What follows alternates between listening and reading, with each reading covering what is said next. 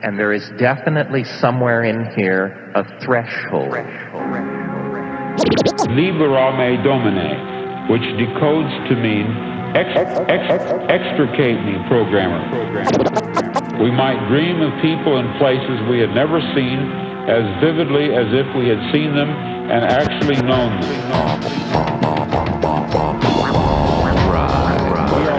Welcome back.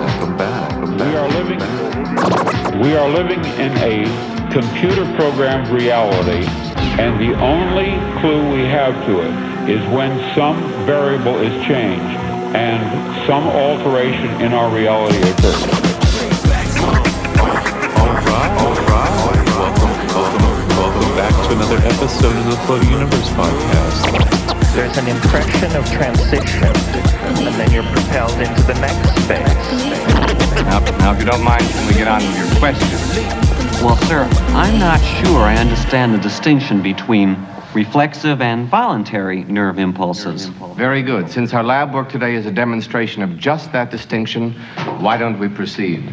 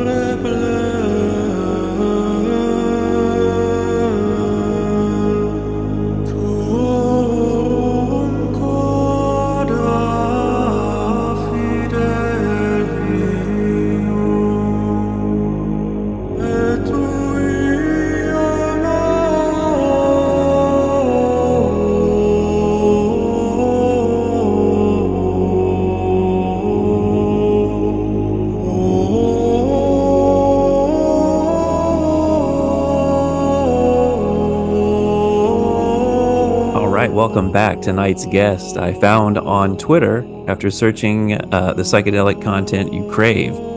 Actually, it was on Jay Dyer's post. He had a post about, I think, the elite or the academia doing studies on DMT, and you had made a comment that specifically DMT was definitively, in your opinion, evil. And so when I find people that have definitive opinions, I want to poke their brain a little bit, see where they got their definitive answer from. But I got here, right? Exactly. Yeah, okay. So I bought his book immediately, and it's The Return of the Dragon: The Shocking Way Drugs and Religion Shape People and Societies.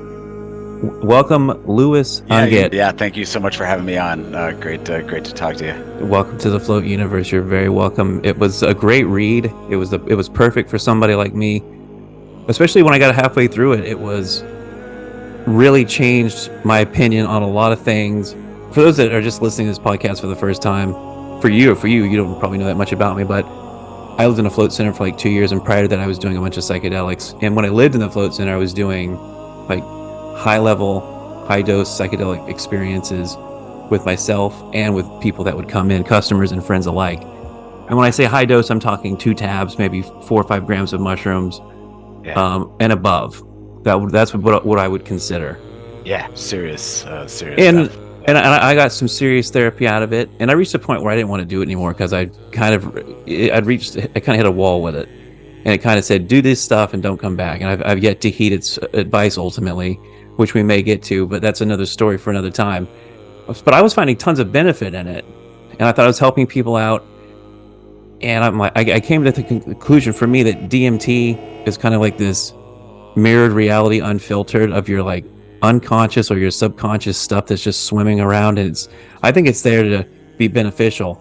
And where I think the evil stuff comes from is people who haven't done work, or they're malicious in their intent. They are evil, and I think that is what's mirrored back to them. But I could be wrong, because again, I'm that's why I wanted to talk to you, because I'm like, wow, he seems to know something perhaps that I don't, and I'm always looking for people that have done DMT, that are writing about it. Very few people actually have done it as much as we probably have, let alone most people don't want to talk about it. They want to be anonymous, or they don't want to talk about it at all because of it's an illegal drug still. Sure. Yeah, and I should clarify. I have done mushrooms, and I've done LSD, and I've done mescaline. I've never actually done DMT, so I do want to clarify that as we get started here. So, well, that was one of the questions the audience wanted to know was, what was your level of psychedelic experience prior to writing this book? How much have you done, would you say? Like, for example, I would say I'm not a full-on expert, but I'm above novice, where, like I said, I've probably done high-level mushroom trips 40, 50 times, and acid probably 30, 40 times, and then microdosing for periods on and off. And those are my main two. I heard you did the cactus. I've smoked DMT probably six or seven times, with maybe 3 real like true breakthroughs. Sure. Yeah. So what's your experience? So first of all, I want to say I don't believe that any of my argument is based on how experienced I am. So in other words, when I wrote this book, I didn't say, hey, I had this bad experience or this good experience, and therefore this or that. This book is largely based on scientific studies, philosophy, theology. So I didn't base it on my own personal experience. I did have a couple of points where, because one of the pushbacks I typically get when I talk about this is people are like, well, you haven't done it, that's why you think it's bad or whatever, which just incidentally is not true. I've done a variety of psychedelic drugs, and so it's not like I'm completely inexperienced. I definitely wouldn't call myself an expert. When I was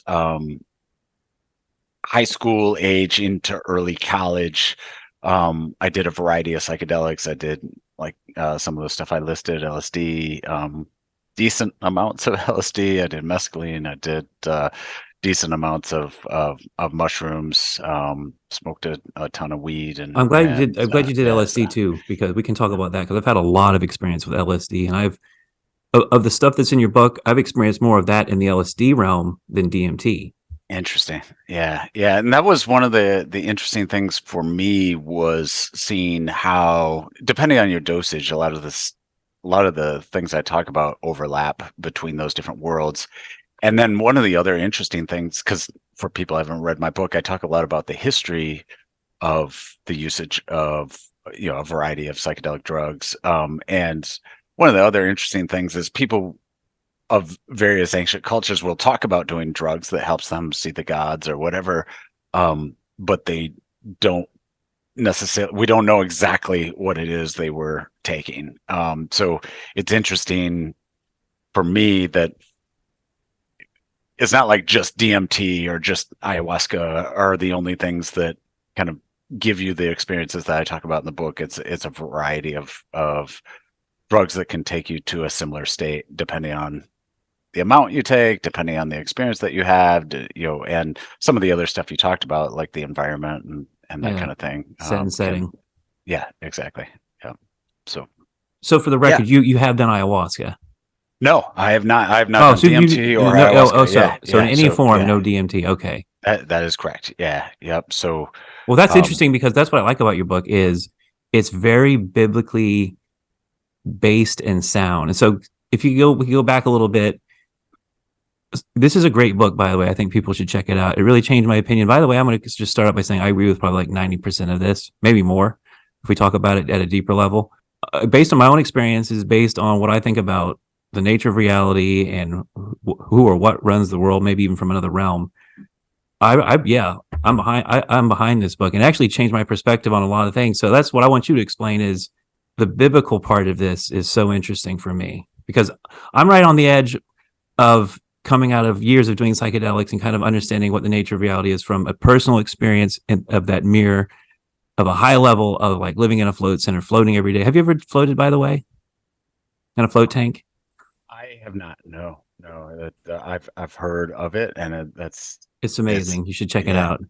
Would you do it? I don't. I will say we can talk about kind of other ways, because I do talk about this to some degree in the other book, of other ways to kind of enter that spirit world.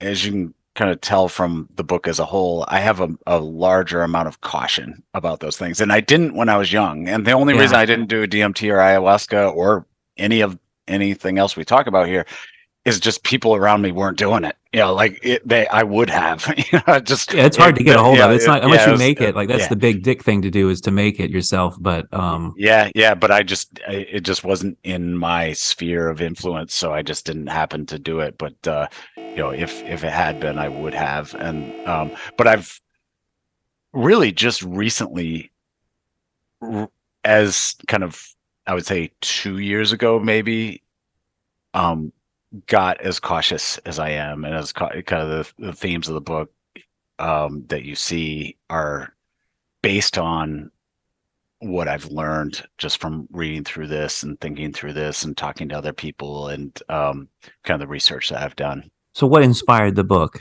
Because it's a great book, and it's a take on psychedelics and religion. Because that's the other thing I was about to get into, which was, so I grew up Baptist in the South, didn't really care too much about it, lived a basically moral life, but kind of hedonistic, did psychedelics at a certain point. That really brought me into spirituality, and really I'm always trying to reconcile like Christianity that I was taught with the experiences of psychedelics and the nature of reality, even with just meditation and floating, stuff like that. Yeah, I was going to say, so what got me into it really was just like, it was almost like breadcrumbs in front of me, where I heard, actually my wife had watched a documentary on DMT, and she was like, have you heard of this? And I had heard of DMT, but like, it was, again, not around when I was doing that stuff. And just like, I was like, I didn't really think much of it. And then she started telling me, she was like, yeah, people see the same things. They talk about these elves, they talk about this heavenly geometry and that kind of stuff. And I was like, well, that's interesting, but I kind of set it aside mentally, didn't even really think about it. And then I heard, I read some Graham Hancock. I don't know how familiar you are with him, but he was talking about ayahuasca, and I like him just because of some of the Mesoamerican stuff I think is super interesting. But he also is super into ayahuasca, and he was very interesting on it because his opinion is that what he sees is real. So it's not it's not what's going on in your brain. Right. It's something outside of himself. And heard him say that, and I said, well, that's really interesting, number one. Number two, if that's true, and just taking him seriously, he's an interesting guy that I had some respect for, and just taking him seriously, if that's true, then what is it that you're seeing? Like, what are you encountering when you go there? Because that kind of goes against like the atheist mainstream that we all live in, right? With this materialist idea. Even I would say, and I say atheist, but I don't even mean just like pure atheists. I mean, even kind of mainstream Christians very much separate the spiritual world and the physical world. And I've got as much skepticism from Christians about this idea that you're encountering something real as I have from atheists, for example, that just, we all kind of growing up in the West, we all have this materialistic idea that these three dimensions we live in, that's all there is. And so whatever happens when you take DMT or LSD or mushrooms or ayahuasca or whatever happens there, it's an interesting brain phenomenon, right? So when Graham Hancock said, actually, it's not a brain phenomenon, you're tuning into something outside of you, I found that interesting. And then I kind of just went down the rabbit hole. I started reading, there's like websites that have DMT experiences. So like I started going through those and reading some of those, and it was just like mind-blowing experience after mind-blowing experience, stuff that didn't seem like it could be explained from a materialistic standpoint. Like people, I gave a few examples in the book, but people seeing things while on DMT, and then someone that's perfectly sober seeing the same thing as they were waking up, or something like that. Where it was like, okay, there's no way if and again, a lot of this depends on personal testimonies, but if that personal testimony is true, it's not just a natural phenomenon, right? And so I went through a ton of that, and I found it amazing that all these people had very similar experiences, and many of them couldn't be explained purely by materialistic causes. And then I got into the studies. I don't know how much you've read of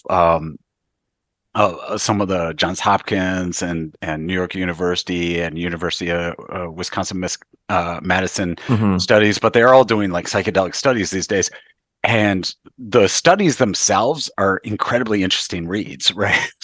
They talk about like the fact that when people take DMT, a majority of them afterwards, an overwhelming majority, something, 80, I can't remember the exact percentage, but large percentages of them say the entities I saw when I was on DMT are real entities, even after they've sobered up. So this isn't someone in a drug-fueled state saying that was real. This is a sober person saying, I came down, that's real. They continue to exist, even though I'm not high anymore. There's a real entity there. And so large percentages of people, what blew my mind was even a majority of atheists that take DMT cease to be atheists. So they go in as these skeptical materialists, and they come down and they say, actually, I'm not an atheist anymore. I'm not a materialist anymore. And I take a long time in my book because I know that for a lot of people, that's a big hang up, is like, is what I'm seeing real? Is what people see real? And I spend a lot of time saying, number one, I think we need to take it as real for a lot of different reasons. I think from a scientific standpoint, the idea that if you go back to like Descartes and the foundation of science, what is science? Science ultimately is the observation of phenomenon.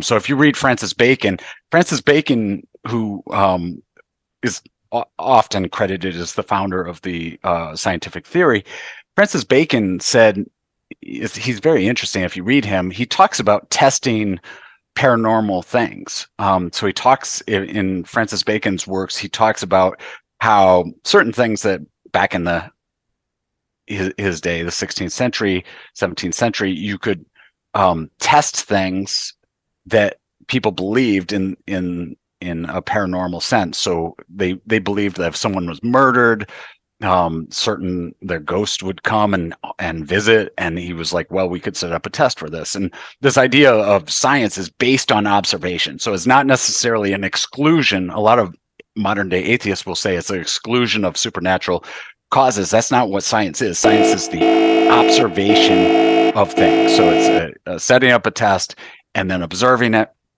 And then, of course, taking the observation seriously. Like if I am testing gravity and I drop a brick and I measure how fast it drops, and that gives me a formula for gravity, of course, it depends on my observation not being me hallucinating, right? So the observation is an important part of what science is. And if a majority of people, including a majority of people are scientists, atheists, are saying this is real, I don't think we can just say, well, they're wrong, right? From a scientific standpoint, I think that's presuming the conclusion, begging the question from a logical standpoint, and it's a failure of science to take that seriously. So, from my perspective, it's I think we have to take it seriously. And then kind of the rest of the book is like, if we take that seriously, what could it be? And what are some possible explanations? And I talk about science. So from a scientific standpoint, since quantum physics, at least, most quantum physicists don't believe that 3 dimensions is all there are. Most believe there's up to 10 dimensions, maybe more, dimensions that we live within. Stephen Hawking, for example, says there's 10 dimensions that there are.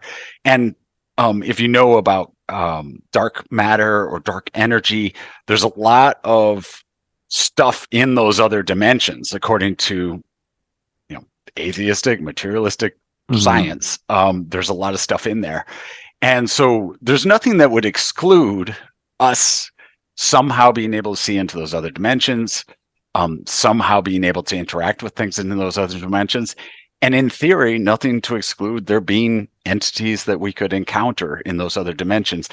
So from just like a pure science standpoint, there's at least no reason why we would need to exclude that.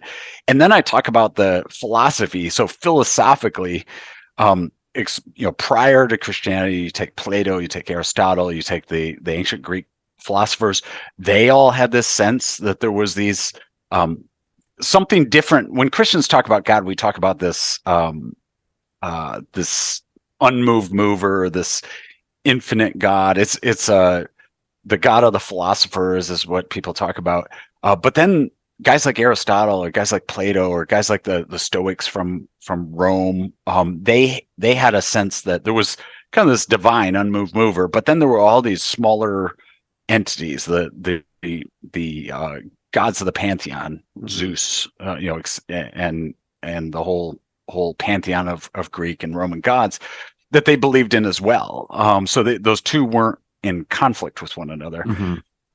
And then I guess to get to the last point, and I'll stop here and you can ask me whatever you want, but then what I moving from science to philosophy to theology, the theology of Christianity specifically, I talk about the fact that within science, you have that potential for that other dimension. Within kind of pagan or non-Christian philosophy, you have that potential. And then within Christianity, you have that potential for that other dimension. And one of the interesting things is if you read Christian authors like N.T. Wright, for example, who's a theologian at Oxford and Cambridge, he talks about the fact that we should not view heaven as a place necessarily, but as a dimension. So there's a heavenly dimension.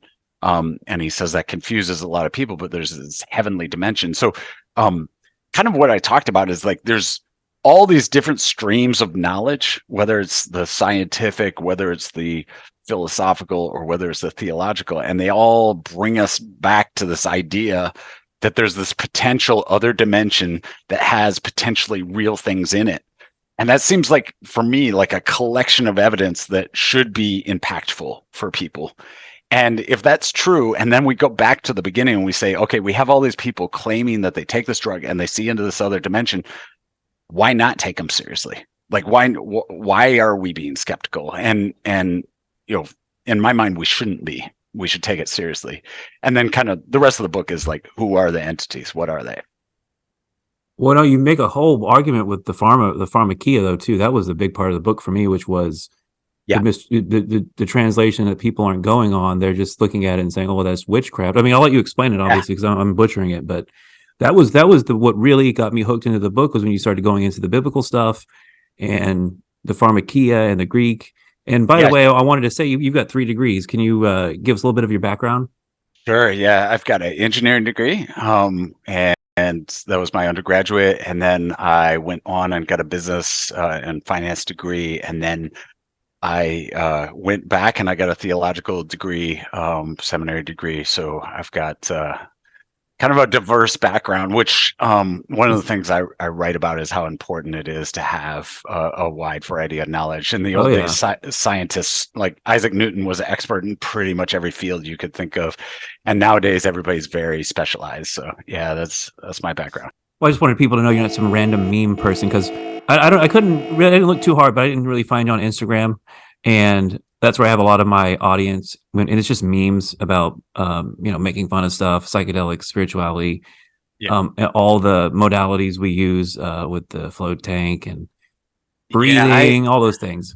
I don't know if you know who this is, but he's writes on psychedelic stuff, and he was telling me that I should get on Instagram, and I did put a page up, but I don't ever go on there. I spend all my time on Twitter. So. Yeah. Well, that's where that's where I found you too, by the way, Twitter. the whole thing about the pharmakia Yeah, kind you of want blew me my to, mind. want me to talk to that a little bit? Yeah. Okay, cool. Yeah. So everything I talked about so far was just kind of setting the stage for who are the entities, right? So then I go into Christianity and I say, why is it that your typical thought, when you think of a church picnic, for example, people might have a beer, depending on what denomination they are, but nobody is cracking open joints. Nobody is cracking open, the mushroom bag or whatever. And why is that? And especially, why is that, given that in the ancient world, that was a major part of religion? Almost every religion had some kind of drug used for spiritual purposes. And I said, why does that make sense? And actually, if you just like look up in the English translation, like, what does the Bible say about drugs? Nothing pops up. It has a typical website will say, well, the Bible condemns people getting too drunk, therefore we shouldn't do drugs that also kind of make you drunk or whatever, which not that big of a warning, honestly. And like, you could say, okay, well, you shouldn't do drugs or alcohol in that matter, or maybe there's no warning against drugs. Maybe we should be doing pot instead of what do you think alcohol of the or whatever. So what do you think of the seed bearing plant argument? Because that's the stoner argument for biblical weed. Have you heard that? Have you heard that argument before? Yeah, tell me that argument exactly. I have to look up the exact verse, but basically it's in the first part. It's in the Old Testament, where God's talking about things that are forbidden and not forbidden, and on the good side are all seed-bearing plants. And so marijuana users contend that because marijuana is a seed-bearing plant, therefore, God says it's okay. Okay. Yeah. So I think that whenever God gives a command like that in the Bible, there's got to be some qualifications for it, right? Like, if we just think of pure poison, right? If you said God gave us every plant to eat, and we say, okay, well, let's go eat some hemlock, and people are like, whoa, don't do that, that will kill you. And you say, well, God gave it to us, so like, I feel like there's got to be some qualifications there, even though God did give us the earth, of course, but you can, any gift God gives you, you can do, and also, wrong with it. That's also an argument against mushrooms, I've heard, which is mushrooms are not seed bearing, right? They're spores, so they're to be avoided under that, under that interpretation. But what, I guess, to get back to what I was saying, is that there's this question, like, why did Christians, it's arguably is the biggest change from the ancient religions to modern day religion, and even modern day proponents of psychedelic drugs like Terence McKenna talk about this, is like, Christianity has this weird thing where we deleted all the drugs used for magic or used for spiritual purposes, used to see into this other dimension, and they view it as a real negative thing. So I said, well, why did Christianity do that? And when you Google drugs, it like doesn't even pop up in the Bible, and you're like, what is going on?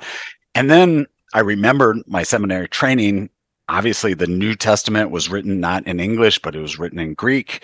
The Old Testament was written in Hebrew, but there's a very well-known Greek translation of the Old Testament called the Septuagint that was used by the apostles, was quoted most often by the apostles, very influential in their writing, obviously. And when you go to the Greek, the word drugs is all over the Greek.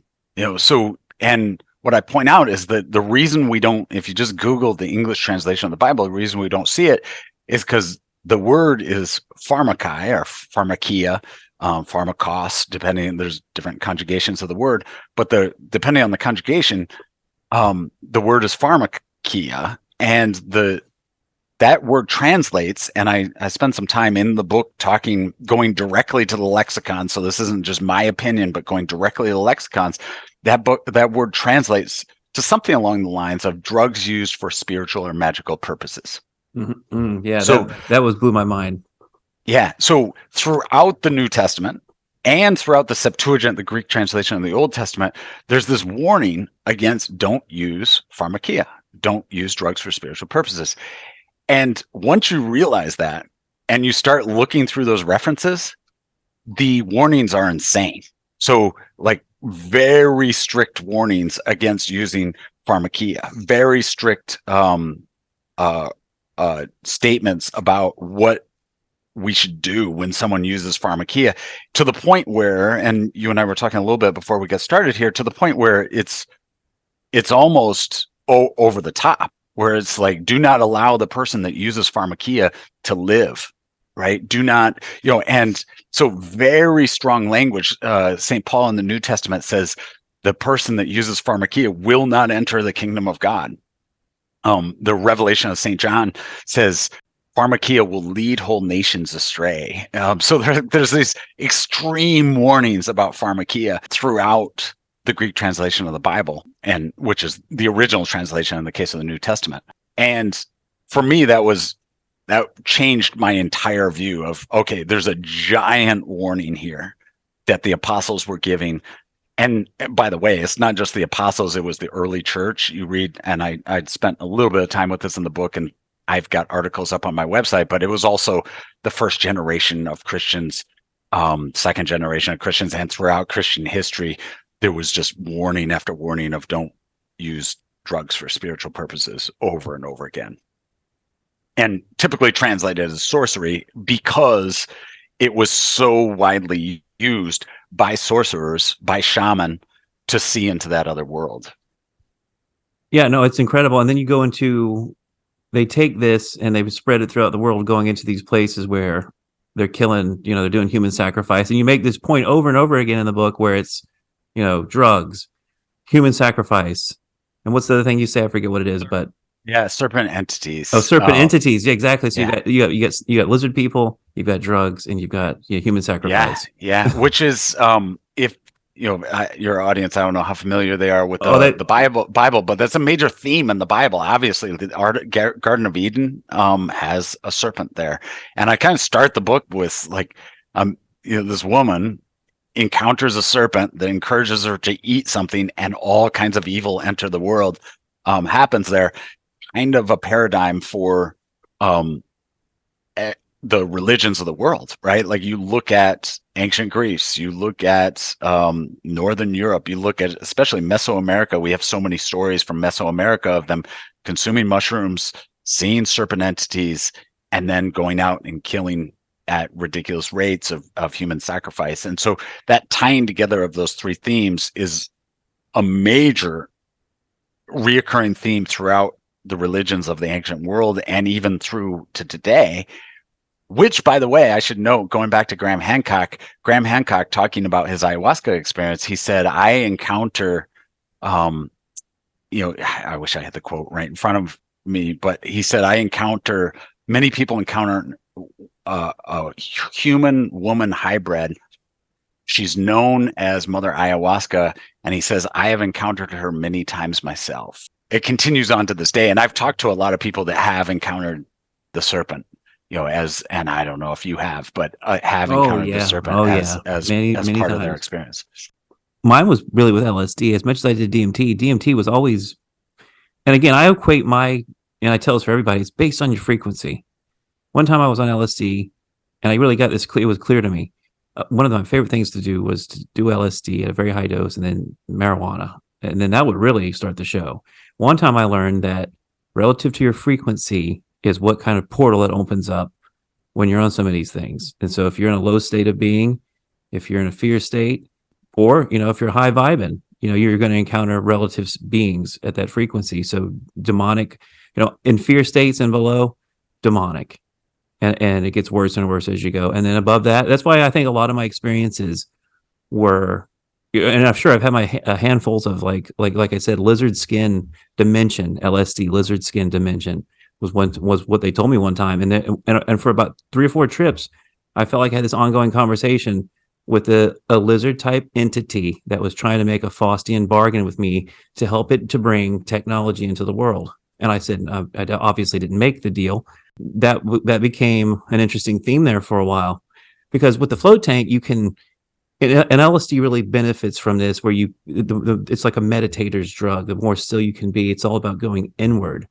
And so a float tank gives you the opportunity to be very still, very quiet, very relaxed, where you can go deeper into these experiences. They're also really good for, post psychedelic trip, where you want to ground into the experience and bring it back down a little bit.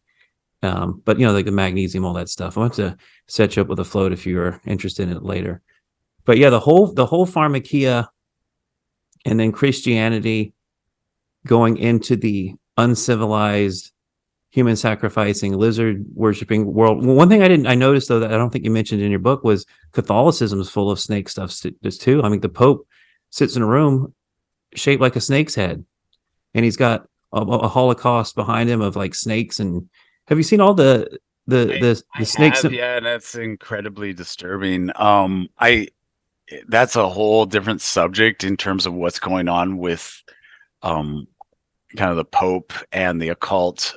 There's a very interesting book called Orthodoxy and the Religion of the Future by Father Seraphim Rose. I don't know if you've read that book, but I would highly recommend it to you and to any of your listeners. But are you Orthodox? I am Orthodox curious. I'm Orthodox adjacent with the psychedelic spiritual stuff. That's like, I found that's the most like Christian, psychedelic friendly form of Christianity, and potentially the most untarnished. Yeah, I don't know. I will say I don't know that I necessarily would agree with you on that. I would say that they're psychedelic aware, that they're aware of the spiritual world in a way that Protestantism and Catholicism may not be. Well, right. I mean, like more like parallels of like, so I'm having an experience with a psychedelic that I can't put into some, maybe a word, but I've listened to like a few really big Orthodox YouTubers, Jay Dyer and David Patrick Harrod. Do you listen to him? Yeah. Yep. He's great. I think he's probably one of the best ones, but no offense to anybody else, but I found that the Orthodox Christianity stuff has been the most friendly to people coming out of an ungrounded psychedelic like journey. Yeah. So I think that book, Orthodoxy and the Religion of the Future, I think it might cause you to question that a little bit, just in terms of what his awareness. I don't know how much you know Father Seraphim Rose, but he came from kind of a New Age background, did that for years, went to India, I believe, to study the Eastern religions and entering into the other spirit world, etc. And he talks kind of about the dangers associated with that, and associated with what you encounter and why the skepticism that he has regarding all of those experiences. And I actually discovered him after I wrote this book. I wish I had read him before, but it's funny, you write a book like this and all of a sudden you run into people that are like, oh, you sound like this or you sound like that. So that's one of the interesting things, is that after writing this book, a lot of people kind of pointed me in the direction of some of the Orthodox writings on this, and I've found them incredibly interesting. Another guy that writes on these subjects is I'm gonna butcher his name, but Father Spiridon Bailey, who wrote UFO Deception, where he argues that UFO encounters are often actually encountering the demonic world. But anyway, I find all that interesting, but like I said, that was all stuff I discovered after the book. So I did put some stuff on my Substack about kind of the overlap between what I found and kind of what Eastern Orthodox have talked about, or Russian Orthodox at least have talked about. But yeah, they definitely have more to say about the spiritual world than I would say most modern day Protestants or modern day Catholics do. But to get back to your point on the Pope, I do find it disturbing. I don't think it's good Catholicism, for example. And I think that to the extent that the Pope, or to the extent that there are leaders in the Catholic Church doing that, I would say there's a spiritual battle going on in the Catholic Church.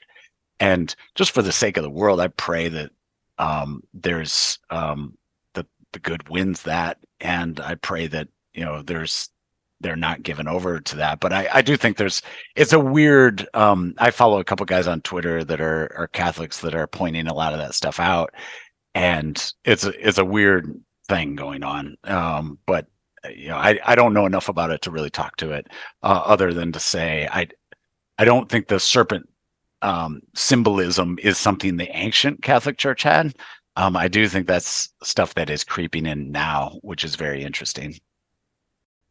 Do you think the elites, I don't know if you ever listen to Alex Jones or anything like that, but do you think the elites are communicating, like doing DMT drips where they can just lay there for hours on end and communicate with these things? Do you think the elite do stuff like that where they are trying to, like I said, this thing wanted to make a Faustian deal with me, it seemed, and I owe nobody, but you know how demons work.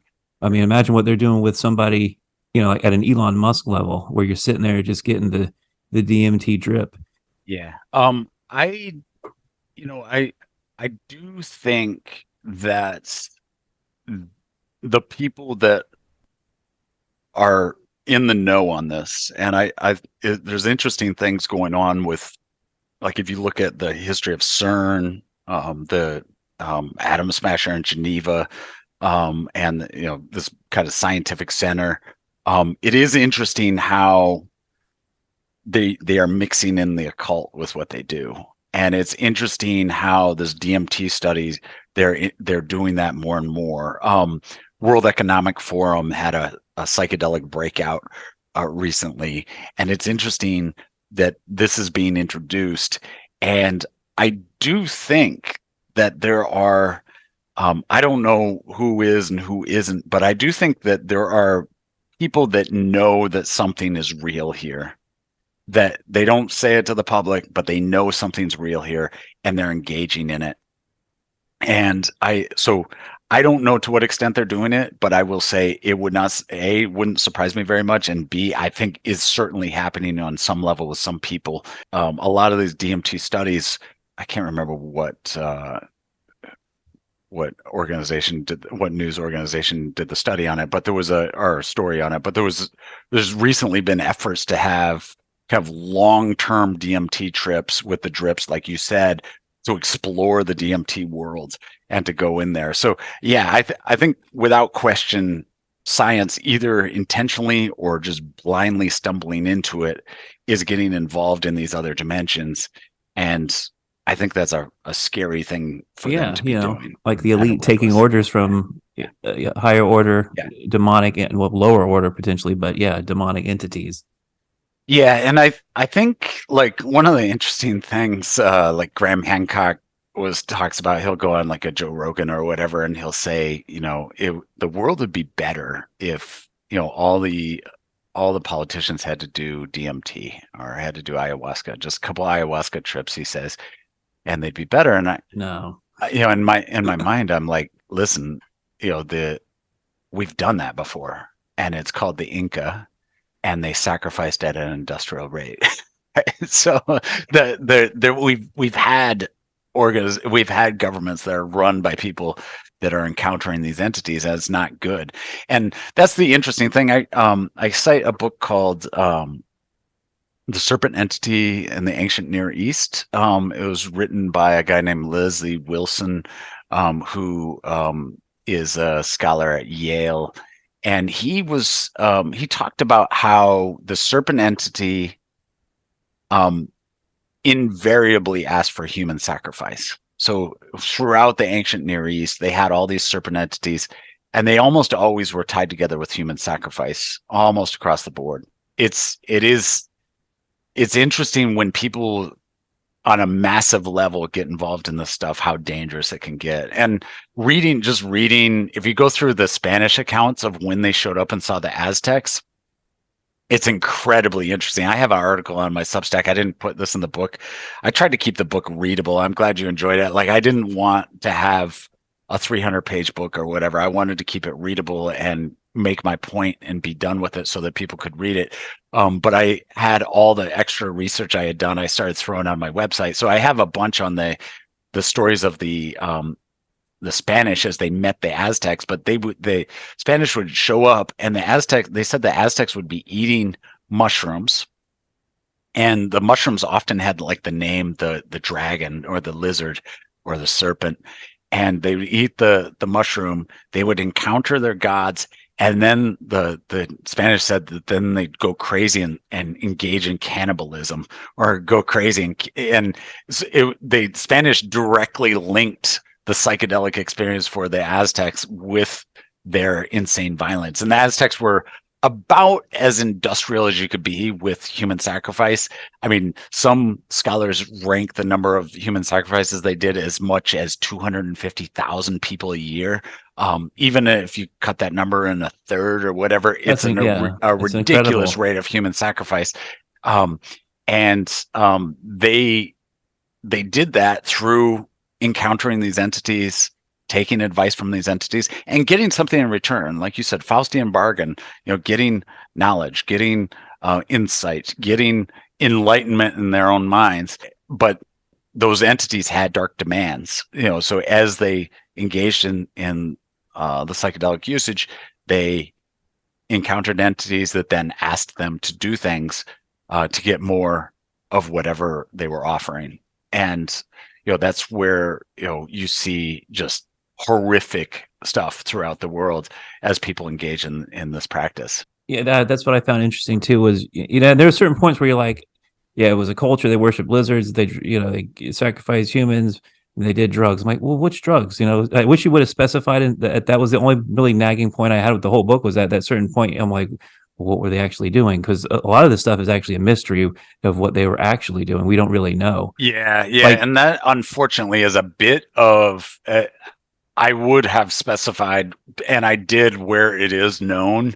In a lot of these accounts, we know they were taking a drug. They talk about taking a particular plant or substance, but we just don't know what that was, right? So we just the word doesn't translate anymore. It's like whatever. Yeah. What's soma, right? Right. Yeah. Soma is a great example where we know for a fact they did a drug that helped them see the spiritual world, but we don't know exactly what it was. And guys like Terence McKenna will spend a lot of time speculating. I could have cited everything he talks about, but I just don't trust it enough to put it as my own opinion. I'd rather leave it as kind of an unknown. But the other thing I point out is, and you've talked about it a little bit, is that it's not the only way to engage to see the spiritual world, right? There's non-chemical ways to see into the spiritual world that give similar experiences. And so sometimes it was a combination, right? So sometimes they would do something that was a relatively mild psychedelic drug, even something like hashish or whatever, that they would combine with sleep deprivation or dancing or going up on high heights or whatever, like going some kind of exercise of or in the case of yoga, for example, just some kind of centering of your body and mental exercises, etc., combined with the pharmakia, and that would give them the experience of seeing the entities. I think that was a lot of times the key was not only to take the things, but to have focused intention, which is why I can still defend psychedelics after reading this book to a degree. And you're very fair, by the way. You do say, people report benefits. Could be argued, but here's the facts on these cultures. Here's what the Bible says. And so for those people, this is a really great book for people who don't have any experience with these things at all. They'll probably never do them, but they might run into somebody like their kid or a friend talks about it. And this gives you insight into it. And I will agree. Like, if you're not ready for it, even a friendly entity can unground you from reality in ways you've never thought possible before. You come back from DMT, and DMT, Terence McKenna talks about, the only thing really you're going to die of is astonishment. Like, that's the worst it's going to be. And the beautiful thing about DMT, and its defense, when you smoke it, it's 5 minutes and you come back and there's no, you're not ringing like a bell like you are on acid for a day after or however long it is because you took a high dose. All right, so that was great. We're going to go to a little break here. We're going to have Lewis send us out with one of his songs he's picked. We'll see you on the other side of the break. Thank you for joining us on tonight's episode. Yeah, man, that was great. Really awesome book. I did learn a lot, and it really has sparked interest in researching some of these things deeper. This book made it harder to defend biblically, that's for sure, where it talks about, these people are these drug sorcerers, and it made me think about ayahuasca. That surely is a witch's brew, right? It's in a kettle, it's a big old pot. Just thinking about it just from a little bit different angle. I've never actually sat down and had the brew. Oh, go ahead. Yeah, that was for me a mind-blowing thing when I realized all the iconography that we have for witches is like them going out in the woods and mixing brews, and we've got all that iconography, and most people don't connect that with making drugs, right? So, but that almost certainly is where that iconography comes from. I think it's like the earliest meth labs out in the woods there. So what do you think about, and I don't really think you touched too much on it, you didn't really talk about our modern society. I mean, you did kind of actually, which I appreciate, the bloodlust of, Planned Parenthood and Sanger. You got into that, which I thought was amazing. Yeah. If you want to talk about that a little bit. Sure. Yeah. And that was another one that I fortunately found while I was still writing the book, but I learned a lot more after the book. So Planned Parenthood is the largest abortion provider in the United States. I think the largest in the world. I could be wrong. But it was founded by a person named Margaret Sanger, who, by the way, was not a nice person. She abandoned her kid and cheated on her husband, was not a great person, but she founded Planned Parenthood. She also was very much into eugenics, and thought that there were lower races and higher races and some people shouldn't have kids, etc. That's the whole reason she founded Planned Parenthood. But as she was founding it, she was a big proponent of abortion. And she was trying to figure out, okay, how do we get Planned Parenthood going? What's the right way to do it? And she met with her lover and mentor, an Englishman named Havelock Ellis, who is famous in his own right as a scholar, kind of maybe the founder of the sexual revolution. And Havelock Ellis gave her advice and helped her get Planned Parenthood set up. One of the interesting things he said was let's roll out the abortion slowly. Let's start with just birth control, and then we'll get to abortion. So he gave her a bunch of advice and kind of made it successful. So without his advice, there probably would be no Planned Parenthood. But here's the crazy thing about Havelock Ellis is maybe the founder of the modern psychedelic movement. He wrote large papers on mescaline and did scientific studies and tested on his friends and had his own access to the pharmacy where he'd try and mix up other brews and make other stuff. Havelock Ellis was highly into, to get back to that word, pharmakia. He was very deep in that world. And here's the guy that came up with how to build the world's largest abortion organization. And for me, that was like, holy cow. I didn't even expect that. It was something, like I said, I kind of caught at the end of the book, was like, when we think about modern day human sacrifice, well, we don't really have it, at least not at this moment, but maybe we kind of do, right? Maybe there's that serpent still has an appetite for babies, and it figured out a different way to do it, or, in the short term. So that's, that was for me a kind of a mind-blowing twist that I found just in my research. And for me, this book has been really interesting because there's been so many moments like that where I've so many pieces have kind of fit together to say, oh my god, there's that pattern again. And it's almost everywhere where we look, and it's been really interesting. I'm sure you know this, but for the audience sake, the Planned Parenthood building is a step pyramid. That's the largest abortion facility, I think, is in Dallas or whatever, and it looks like a Aztec step pyramids. It's terrible. That's another one of those parallels that's pretty insane. So what do you think of the current state of our pharmakia? I work at a pharmacy. I'm not a proponent of modern pharmaceuticals in general. What's your stance on that? Because I really didn't get we didn't really talk about in the book. You really didn't talk about modern, our modern issues, which are and we're sacrificing children, and we've got the pharmaceutical, the pills, the stimulants, the depressants, and everything in between. And then you've got, do we have, lizard overlords? That's yet to be determined. But what do you think about the current pharmaceutical situation in this country? So I kind of intentionally did not touch on that just because it's a much more complicated subject in my mind. But I do think that it's something I've thought about a lot since writing the book and also while writing the book.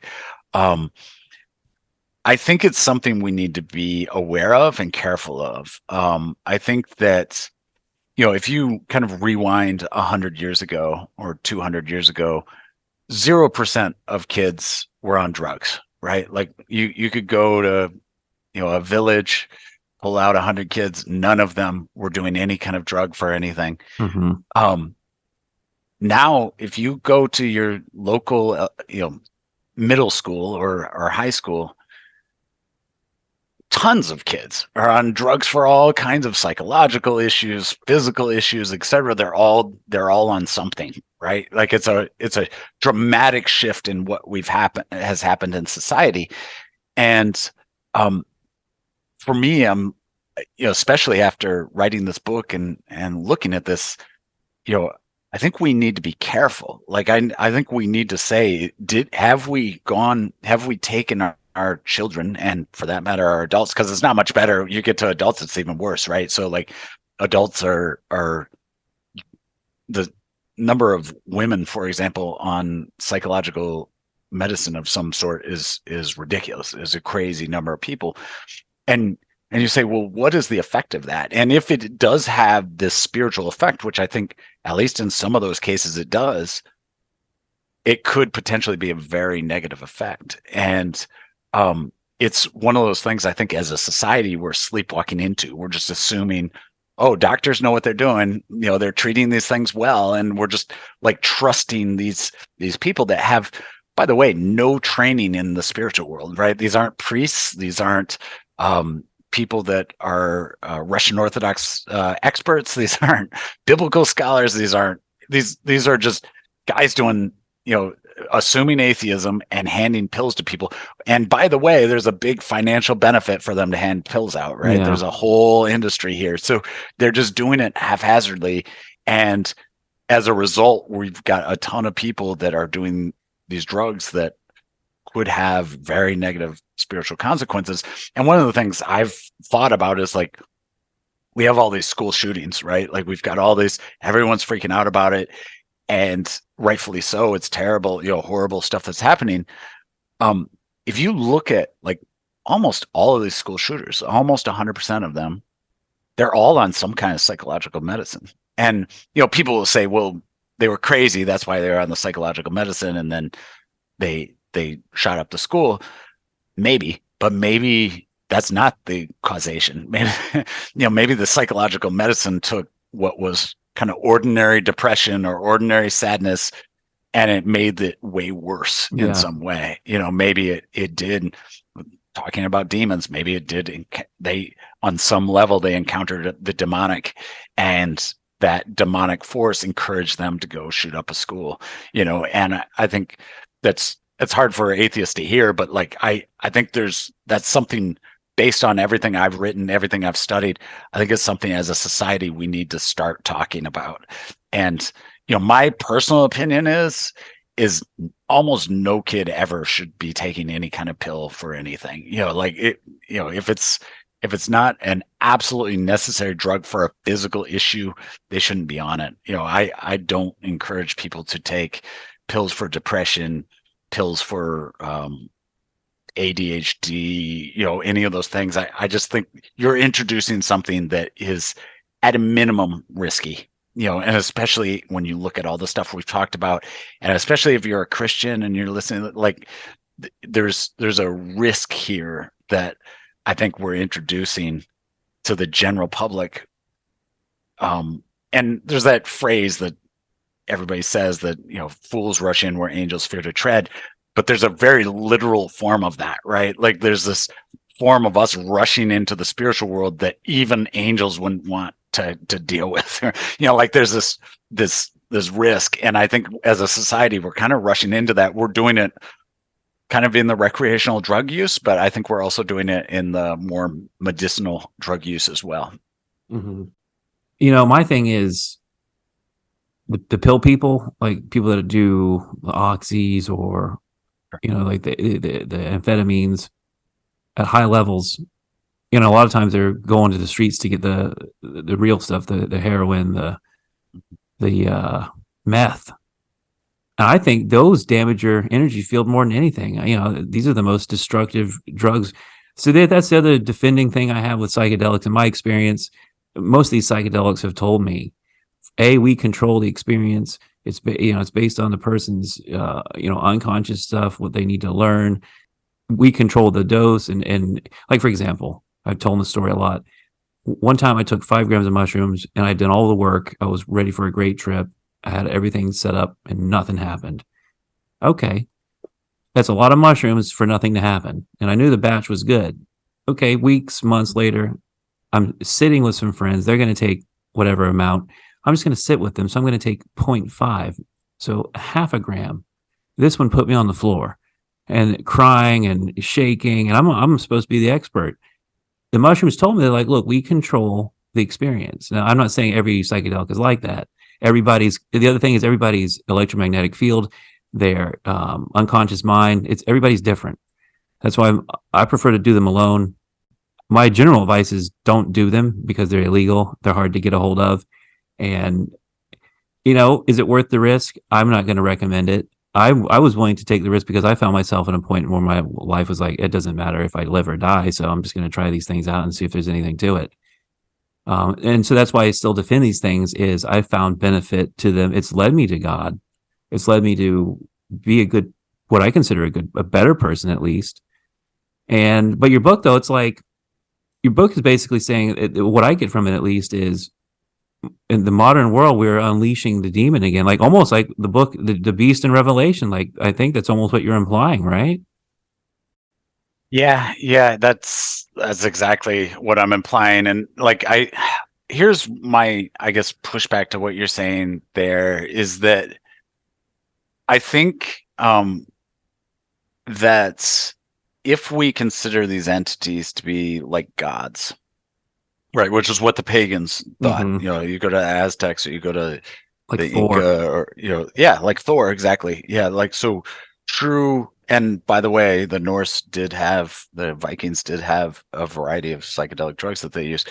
But if we consider these things to be like gods, I think we have to realize that they know how to manipulate us. They know how to manipulate our mind. So I think if, for example, if I took LSD and the LSD just immediately showed me a serpent and the serpent was like, hey, go kill your kid or go shoot up the school or whatever, I would never take it again. And if everybody got that experience, we wouldn't be legalizing it, right? So I think if you think about, a very intelligent entity that wanted to get maybe a large number of people on drugs or maybe get control of a whole society, isn't out of the gate necessarily going to encourage bad things. As a matter of fact, they might start with good things. Think about like your average con man. If you kind of went, a guy's trying to work a con on you for the first maybe year, him, he seems like a really nice guy who's giving you good things and helping you out. And it's only after you trust him with your bank account numbers or whatever that he takes everything you have. And that's where, for me, people taking psychedelics and saying, hey, I had a good experience, or hey, this really helped me, or hey, this really got me out of this bad situation. It's not convincing to me, right? Like I think, okay, well, yeah, people, you go back to like the pagan days, they wouldn't do magic if it didn't bring them good things, right? Like if the shamanism didn't heal their kid or help them win the war or whatever they were asking for, if it didn't happen, nobody would do them. So the way that the demonic world works is demons always seem nice at first, right? Even think about like biblically in the Garden of Eden, think about the serpent talking to Eve. The serpent shows up and he sounds super reasonable. He's like, did God really say that? You're not really going to die. You'll get some knowledge. Like from a modern day kind of feminism standpoint, and the funny thing is, like, some of the psychedelic people like Terence McKenna talk about this, but here's like a really nice entity. It's like helping her overcome the patriarchy, get knowledge, get wisdom, seems really helpful and nice. And Eve could have rightfully said, hey, the serpent was nothing but good for me, and the serpent was nothing but helpful. And the same way, like Jesus's temptation, you think about his temptation, he goes out into the desert and he's been fasting for a long time, and the devil shows up, and the devil says, hey, I can help you. Here's some bread. You turn that rock into bread. Here's how you could get you want to control the world. Here's how you could get it. And so there's this helpfulness of these entities that is there scripturally that you see reflected in a lot of the people that talk about DMT, and a lot of the pushback has been exactly that. For me, has been a lot of people saying, well, it was helpful for me in this way or helpful for me in that way. And my answer is always like, helpful for now, right? Like it's in the short term, yeah, like just like the con man that says, hey, I'll mow your lawn for you, and you say, oh great, well, what a nice guy, he mowed my lawn, and the whole time he's working up to this bigger con to destroy you. And so like I think that's my concern, is that when we say, hey, this was helpful, or that was a good experience, or that made me feel good, or that was the experience, I think if we take these as gods that can do three-dimensional chess, and we're only able to be in that 2D chess or 4D chess, or however you want to say it, like we're not able to keep up with them. And that's where I think us thinking we can control it by dosage or taking breaks or whatever, I think it's a risky game. It's, if you thought about, trying to outsmart Einstein or whatever, like it'd be, oh yeah, you can't outsmart foolish to do, right? You can't outsmart. Yeah. I agree with that 100%, which is why I'm a proponent in, if you're relatively reasonable with it, even if you're unreasonable with psychedelics, they kind of control the experience and they can kick you out. I don't find too many psychedelic addicts, is what I'm saying. Because after a while, even for myself, I was living on a float center, but it got to a point where I'm like, these are not great experiences. It's costing me a ton of energy, and I'm not gaining the wisdom versus the energy expenditure wasn't worth it at the time. And it basically was saying you need to go work on what we've told you to do. If you believe that these things are beneficial and they're telling you to go, it does. I mean, I've had insight into things, it elevated my consciousness temporarily. And I've had conversations with, like, I had a guy on the beach one day. I was talking about the DMT, and he's like, oh, you should do Kundalini yoga. You'll be there every day. Again, I try to defend these things. So back to the original. Another thing was interesting you talked about, and it's kind of what we were just talking about. What's the long term here? What's the long con? And you talk about the mushroom that I think an ant eats it, and then the ant takes it and it explodes the ant. Like they explodes. What's the name of that mushroom? Yeah, that was I'll have to look it up. But that was an interesting cordyceps. Yeah. That was a very interesting picture that actually was in Michael Pollan's book, How to Change Your Mind. And he gave it kind of as this, actually the same parallel that I had, but I don't think he understood the consequence of the parallel. But yeah, there's this ant that eats a mushroom, and it's the way the mushroom reproduces. Kind of, the ant eats it, climbs up on top of the mushroom, its head actually explodes and spreads spores all over. It's a crazy thing. The parallel that I drew was that when you have something controlling you for its own purposes, not for your purposes, it can be incredibly destructive, or at least you have to be aware that it could be destructive. And the ant probably doesn't think, hey, my head's about to explode, or wouldn't have eaten the mushroom, or wouldn't have climbed the mushroom up. It's probably thinking, hey, good food, or whatever it is, it in its own, assuming it's for its own interest, but it's not. And so in terms of the long con, I don't know what it is, but I do know, here's what I would say, is that in scripture, and again, this is a Christian argument, but I think everybody can take this seriously, is in scripture, in the Old Testament, for example, in Nahum chapter 3, I think verse 4, it says, pharmakia, it talks about all the violence that will come, and then it says, and it will lead whole nations astray. And then that same phrase is repeated in Revelation chapter 18 of pharmakia leading whole nations astray. And my biggest concern with the fact that, and the growth of psychedelic usage has just exploded recently. I think Joe Rogan, Graham Hancock, Michael Pollan, like I said, World Economic Forum is doing it. It's crazy. And I think the most dangerous thing about pharmakia, the most dangerous thing scripturally, is when whole societies start doing it. Because then you lose the feedback of other people telling you you're going crazy. You lose the feedback of other people saying, hey, those ideas are bad, or you lose the feedback of the check of other people because everybody else is encountering the same spirits, the same entities. And I think that's when things really go off the rails. So I think it can be destructive for an individual, but I think at the societal level, it's particularly destructive, at least just judging by other societies that have done it. And, in many ways, the Inca and the Aztec were every bit as advanced as Christianity at the time. In many ways, they had better buildings, better technology, better, incredibly advanced math, very intelligent people. But at the same time, they've set up a pyramid where they're like ripping people's hearts out while they're still alive and throwing their body down. It's a crazy. They've got an industrial human sacrifice thing, and I think that's the danger. Is when you have, it's not an intelligence thing. It's not the danger is when everyone starts doing things, wicked stuff starts coming, and to some degree or another, like you see that in society where like everything seems like it's going crazy a little bit. Like it seems like society as a whole, there's weird assumptions that 20 years ago, it's funny. I was walking behind a couple downtown, my city here, and the couple was talking about TV shows from like 10 years ago, The Office, Parks and Recreation. And it was a man and a woman. They were just talking about, oh, that show couldn't be made today. Oh, that show couldn't be made today. And in my head, I'm thinking, why couldn't it be made? And the answer is that we've all changed our assumptions about what's good and what's bad.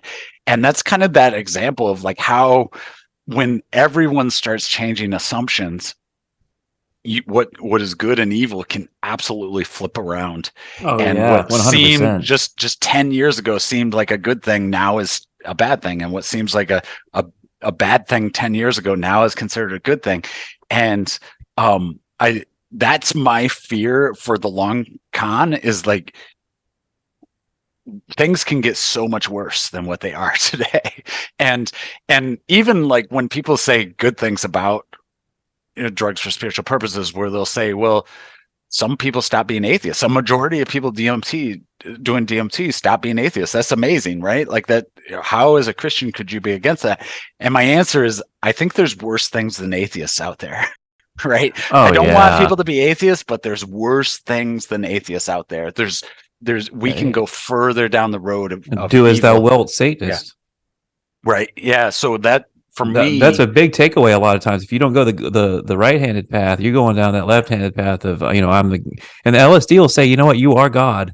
It's art. If you have the wrong, your ego's orientated in the wrong direction, which if acid destroys you enough, I don't know how that could be possible. But I've definitely had those experiences, and I think this is what the Illuminati is, right? They're supposedly illuminated, but it's nefarious. It's evil. You know what I mean? And I think we've got, what you describe in this book, and the whole thrust of the book is this: the return of the dragon, which is basically these pre-Christian civilizations were basically run by reptiles that they were feeding human sacrifices to because they were on drugs, which brought these lizard entities into the realm. Then Christianity comes through, pushes these things back, cuts the heads off this monster many times over because the head keeps growing back. We lock it down for 1,000 years. And then right now we're in this process of reopening the Pandora's box that we've somehow been able to seal through Christianity, because we've rejected Christianity and now we are our own gods, and DMT, LSD, psilocybin, and these entities are now have to crack the door open and we're letting them in. Basically, that's what you're saying.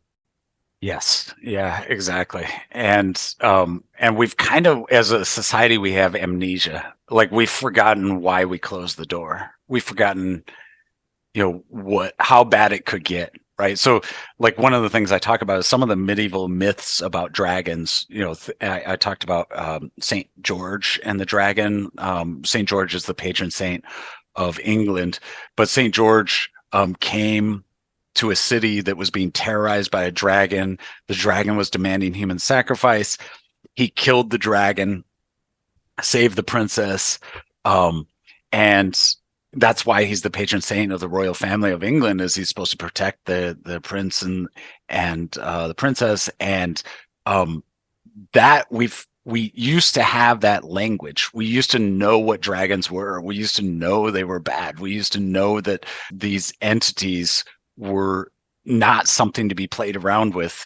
And we've got amnesia now. And now you have people writing articles about, here's become a psychonaut and go in and experience these entities and talk to these entities. And there's no defense mechanism. And there's no what if they're evil? And I've had people laugh at me when I said that. Oh, how do you know it's a good entity? And they'll laugh at me and I can just tell, like I know it is. And Nah, there used to be a structure. And getting back to the Eastern Orthodox thing, Eastern Orthodox still kind of have it, right? They know.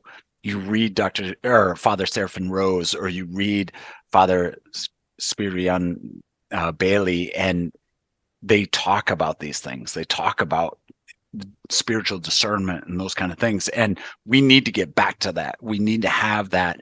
And just putting everybody on drugs, whether it's the pharmaceutical industry or psychedelics, is just like it's walking into the snake pit, literally. And it's insane. It's like little kids walking into a snake pit, basically, and it's terrifying. Yeah. Now, I look at your cover, and I've had this thought for a while. Have you thought about the macro, which is parasites? They're basically kind of like like serpents, little snaky type things. That the parasites are actually the things that get inside of us and cause the demonic, dark, unconscious behavior, the hollowing out, if you will, that the parasite, because of your low vibrational behavior, your diet, your lifestyle, you've become this hotbed of parasitic activity, and that the demons operate in the physical realm through the parasite. Have you ever considered it? Because the book looks like a parasite. The front cover looks like he's fighting a giant parasite. Yeah. That is Hercules and the Hydra on that picture. But that's an interesting parallel that there's might be some truth to that. But the story of Hercules and the Hydra is where he's fighting a serpent. And it's interesting how many stories in ancient mythology are about serpents, but he's fighting the serpent, and every time he cuts off a head, it grows back 2 heads. And it's kind of a picture of how, ultimately what he does is he brings a friend, and they start searing off the stubs after they cut them off. But for me, that was an illustration of how hard Christendom worked to kill the dragon, right? And it seemed over the top at times, and the way we tell modern stories, we're like, oh, the witch hunts or whatever, and I don't encourage any violence whatsoever, but that's not my point. But my point is the effort was hardcore, and we're kind of giving that legacy away. So that was kind of what that image on the front of my book was intended to illustrate, is that effort that was done throughout history, and how we're kind of, rather than cutting those heads off and searing them and preventing them from growing back, it's almost like we're planting seeds to grow more. Right. No, exactly. It's fertile ground for parasite, and it looks just like this. I'm telling you, it's because I've had this theory for a long time that the demonic realm operates through like lower life intelligence around us, specifically inside of us, like as a passenger. Just a theory that I've been working with for a while, and it's just interesting to see the parallel here with I mean, let me ask you this. Do you think, like, David Icke is, right? The guy that the guy that sees the lizard people, used to work for the news a long time ago, and he's been. Yeah, I know that guy. Yep. Yeah. Do you think that, like, do you know the movie They Live? Yes. Yep. Do you think that the scenario that we're living with, where we got demon lizard people walking around amongst us, or do you think this is all just stuff confined to like spiritual, ghosty type, metaphysical? I think they're extra dimensional. Personally, by the way, my personal take on aliens is they could be good or bad, meaning they're angels or demons, and they're from another dimension entirely. Yeah, that's the premise of the UFO deception by Father Bailey. So I would encourage you should check that. Okay, book out nice, too. nice, Super good. Yeah, but yeah, to answer your question, I don't think that the demons are taking physical form and literally ruling over us. But I do think that the way demons work is they possess people, and they possess them through some of these practices. And for sure that definitely you let them in. I've been possessed before with some of these entities. Yeah, and it's amazing how many people I've talked to that have, even people that were pro-drug, have said, "Yeah, I was possessed." And so it's interesting how it's very real happens. But yeah, so I think, to answer your question, I wouldn't say like demons literally are walking around ruling over us, but I do think I shouldn't even say literally. They're not corporally, physically ruling over us, but I think they are ruling through people that have given themselves over. That's what I think too. Demonic world. They're hollowed out, and they've sold out, or they've willingly, consciously done it. Well, I guess I want to get back to the final question, which was the original question.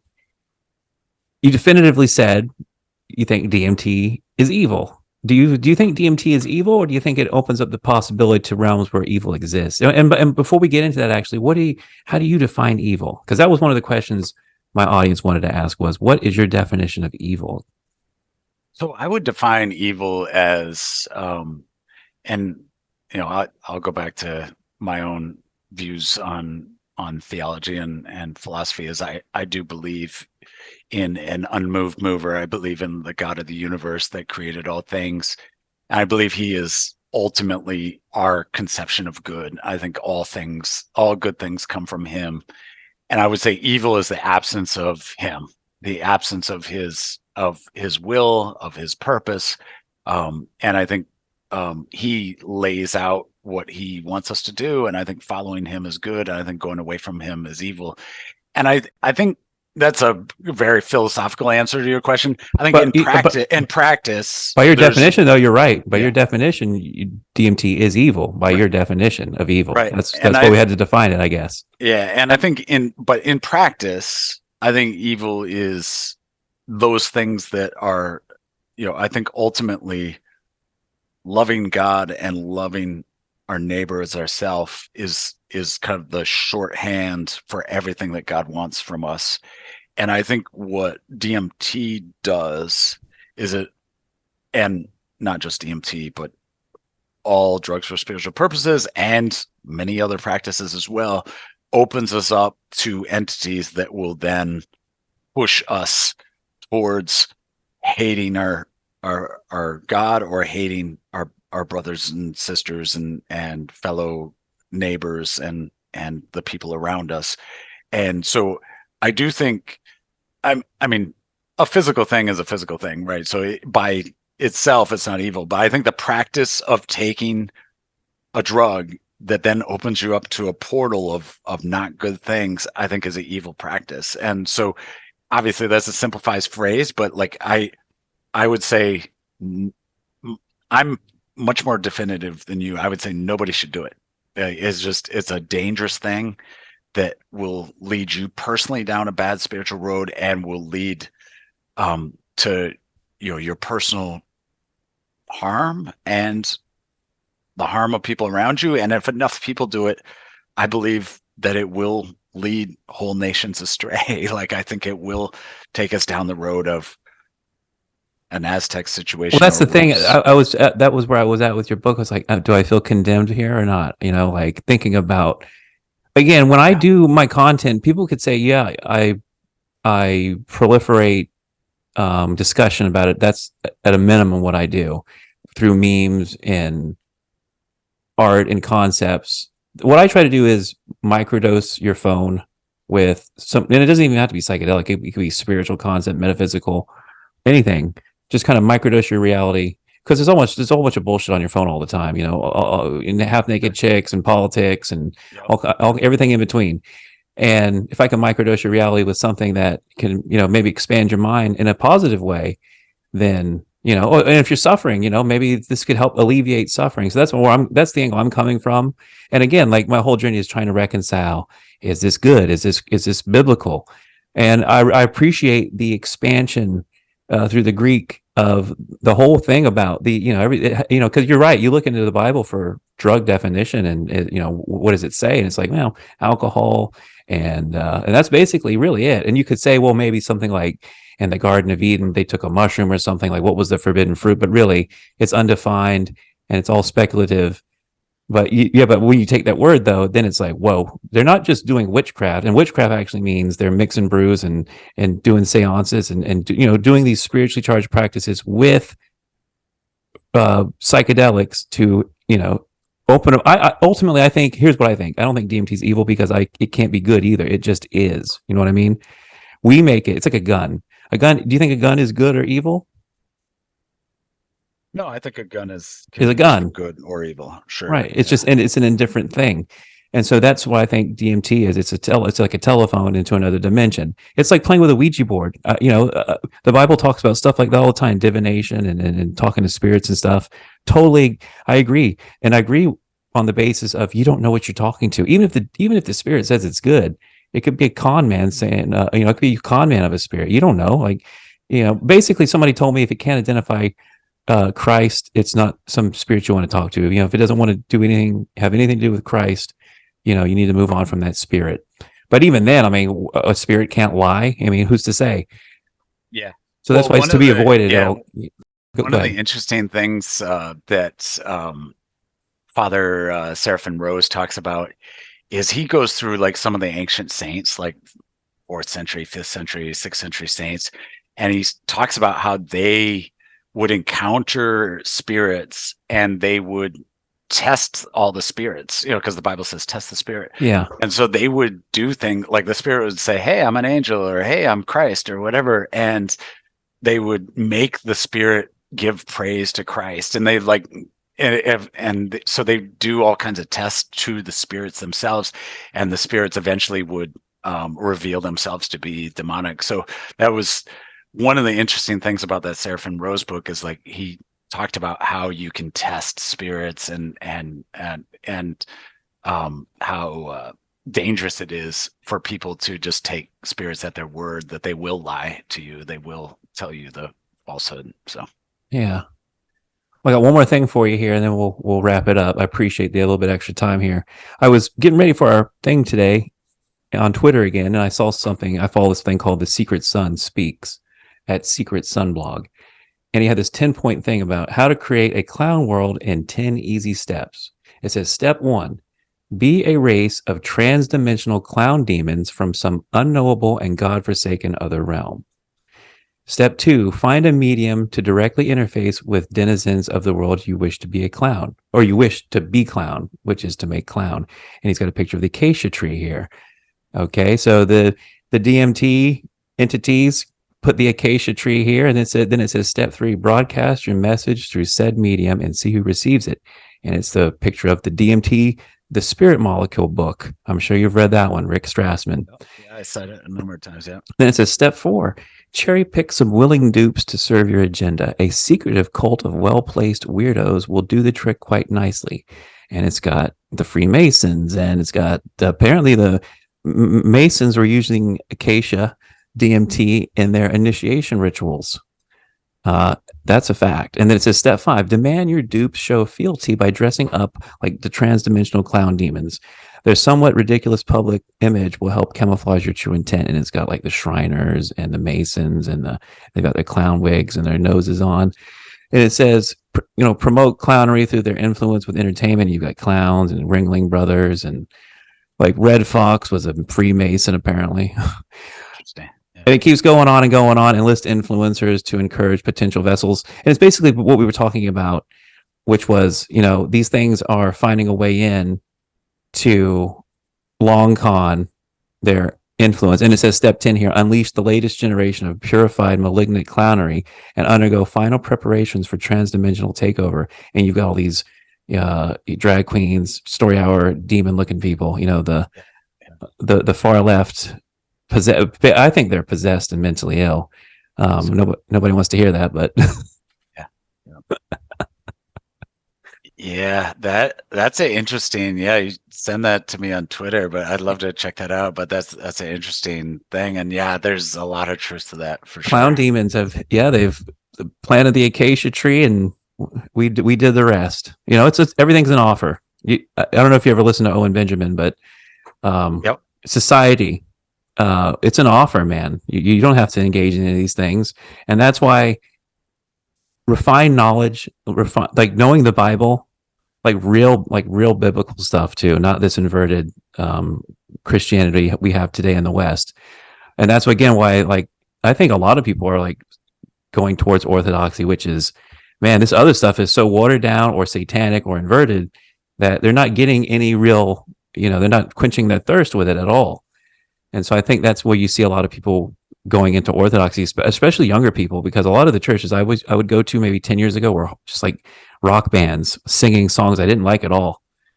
I couldn't get into it at all for me. But then psychedelics changed my life and it brought me closer towards Christ. So it's like when somebody's like, "Oh yeah, it's definitely evil," I gotta see what that's all about. But it's been such a great conversation.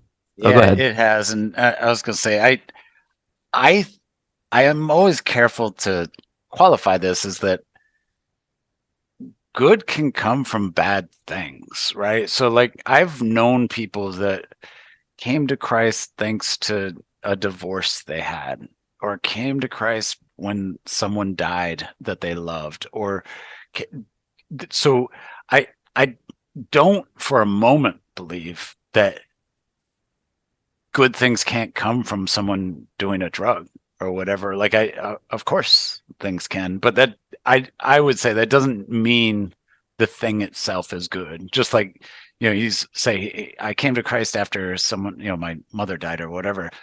Doesn't mean anybody should go kill their mother. Right. So like in my mind, there's a difference between saying something good came out of doing this, even though it was bad, to something good came out of this, therefore it was good. And that's my pushback is like, yeah, I don't doubt that, your psychedelic experiences were good. Had good effects on you at least in some cases. And I think you'd be open that sometimes it wasn't good, but like, oh, for sure. Totally. Many horrible times. But for me, that doesn't mean that it's a good practice. Right. So for exactly why I said, so. Like I said, I agree with probably like 90%, maybe more, if we really like wrote everything down and like put check marks next to it. But It was really interesting reading this book. Like I said, the first 40 pages for me were like everything I already knew about. You did a really good job going through the history and all that. But the real meat and potatoes start about a third of the way in, and then it's really a lot of mind expanding stuff if you're into the biblical angle on what's really going on in psychedelics, pharmakia, and that kind of stuff. Yeah, well, thank you so much. That I appreciate it. I'm glad you enjoyed it. And my audience is going to love this episode. My audience loves this stuff. So, and I'm into it too. Like the more I'm into a guest, the more obviously they can tell. But a lot of people, I think, do a lot of psychedelics and they don't have any grounding in any kind of spiritual experience, whether it's Hinduism, Christianity, Orthodoxy, anything, and they go through that and they experience, I would consider mirrors of their mind, right, reflected back to them, and they could be ultimately demonic or angelic, and then they come out of that experience believing God knows what, ungrounded, completely ungrounded. So people that don't do drugs also would like to have some insight into, maybe, hey son, maybe really this is not biblical. If you're really practicing that kind of stuff. But yeah, again, I could keep talking to you. What do you want to promote? Your website, the book? What do you got going on? The book Return of the Dragon, The Shocking Way Drugs and Religion Have Shaped People and Societies. So check that out. Find it on Amazon. There's an Audible version of that as well. My Substack, I mentioned some of these other topics that I covered that I didn't make it into the book. My Substack is lewisungit.substack.com. People can go there. Doesn't cost anything. I got no paywall, so check that out. You can read about the Aztecs, that kind of thing. And I also talk, my next book that I'm kind of thinking about writing and I'm working on and I'm posting articles on is about technology and kind of some of the spiritual elements of technology and how that affects people. So you'll see maybe previews of chapters on my Substack, etc. But go to my Substack, check that out, and you can read many of my other thoughts, and that's that. So hope everybody checks that out. Fan-friggin-tastic. I saw the book was printed in Orlando too. I got it like the next day. It's like right next to me apparently. But I recommend everybody buy a physical copy. It was only $10. It was worth it. It's nice to have a physical thing in your hand, especially with the way the world's going. You know, you might not have access to certain things, or you might not even have electricity, but you got a book. So go buy the man's book, Lewis Ungit. It was great talking to you. Thank you for expanding my theology, my understanding of the Bible, different perspective. It doesn't happen often at this point with as much exploring as I've done, but when it does happen, man, it can be very life-changing. So thank you for helping me condemn myself. Well, thank you so much. I really enjoyed it. It was awesome. Yeah, yes, sir, man. You are enlightened. I appreciate it. Hopefully we'll talk to you again soon in the future when the next book comes out. Absolutely. Thanks, man.